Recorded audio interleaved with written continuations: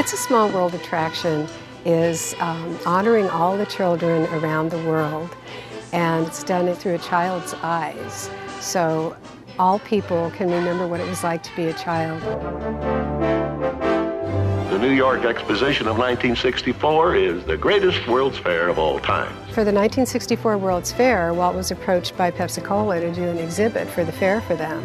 Our exhibit, called It's a Small World, is a salute to the United Nations Children's Fund, a worldwide organization that is working for a better tomorrow by helping the children of today.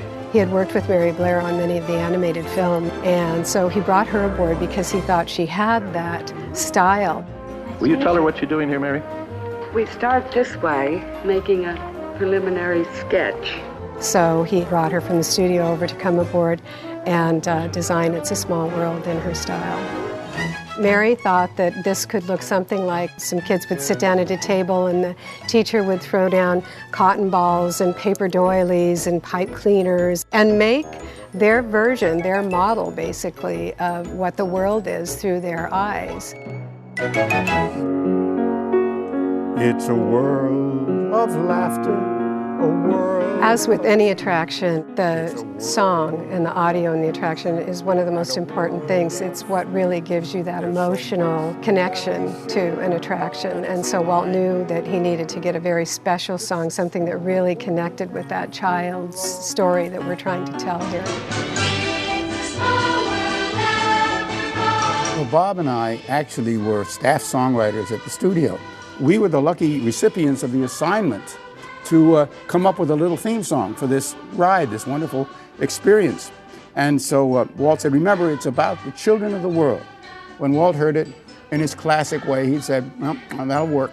When the current World's Fair ends, It's a Small World will find a permanent home at Disneyland, USA. It's a Small World debuted at Disneyland May 28, 1966.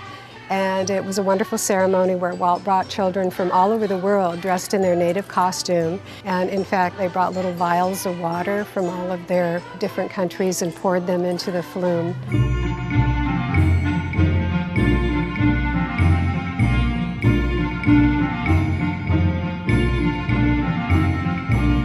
We started our rehab based on the fact that we had to replace the entire flume. And this was original. This came in 1965 when we actually built the ride here.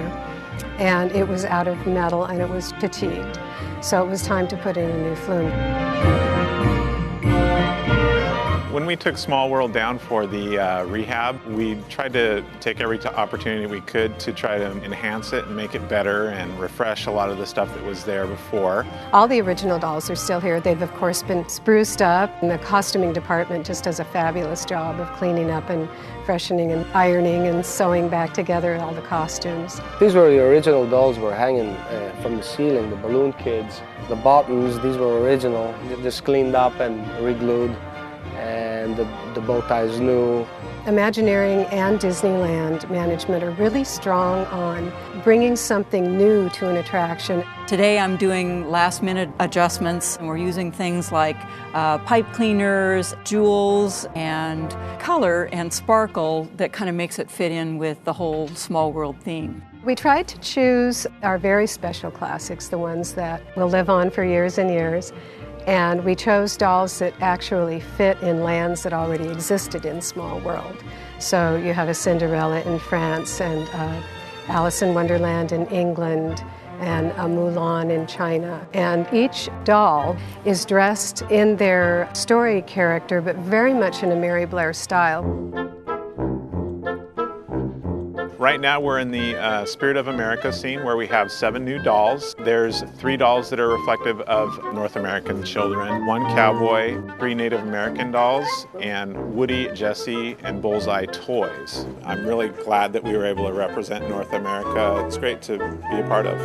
It's so wonderful to be able to share the new things that we're seeing on It's a Small World, and just to remember and reminisce about the old things. When I first saw Peter Pan and I saw him in the sky, I was like, whoa, that's Peter Pan. It's the same Small World, just with, more of a modern look to it, and the characters that we all know and that they know. Everybody's really excited about it. It's beyond what we expected to be able to accomplish. It just is really something. It's a small world, a small world.